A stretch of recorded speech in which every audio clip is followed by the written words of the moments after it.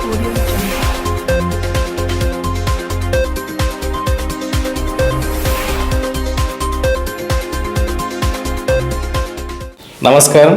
JP న్యూస్కి స్వాగతం.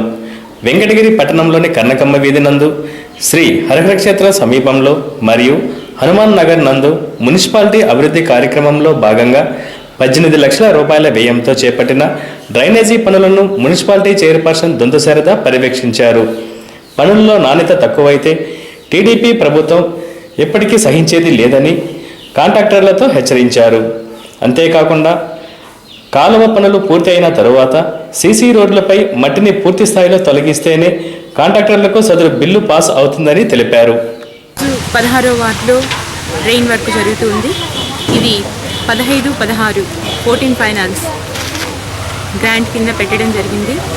ఇక్కడ మరియు 14వ వార్డులోని హనుమాన్ నగర్లో డ్రైన్ రెండు కలిపి 18 లక్షల ప్యాకేజీతో పెట్టడం జరిగింది. ఇక్కడ వర్క్ స్టార్ట్ అయింది. ఇది దాదాపు 7-8 డేస్లో కంప్లీట్ అవుతుంది. తర్వాత క్యూరింగ్కి ఒక 10 రోజుల టైం ఉంటుంది. 10-15 రోజుల తర్వాత క్యూరింగ్ చేస్తారు. అక్కడ కూడా వర్క్ స్టార్ట్ చేస్తారు. వర్క్ నాణ్యత పరిశీలించడం జరిగింది. వర్క్ మాత్రం క్వాలిటీగా ఉండాలని ఏఈలకు చెప్పడం జరిగింది. క్వాలిటీలో మాత్రం ఏ కాంప్రమైజ్ ఉండదు. తెలుగుదేశం ప్రభుత్వము క్వాలిటీగా క్వాంటిటీగా పనిచేస్తుంది. ప్రజల కోసము ఈ డ్రైన్ నిర్మాణం జరుగుతుంది. ఏ తప్పున్నా మాకు తెలియజేయవలసిందిగా కోరుతుంది. జరుగుతున్న వర్క్లు పైప్ లైన్ వర్క్ జరుగుతుంది. అది 5 ప్యాకేజీల కింద.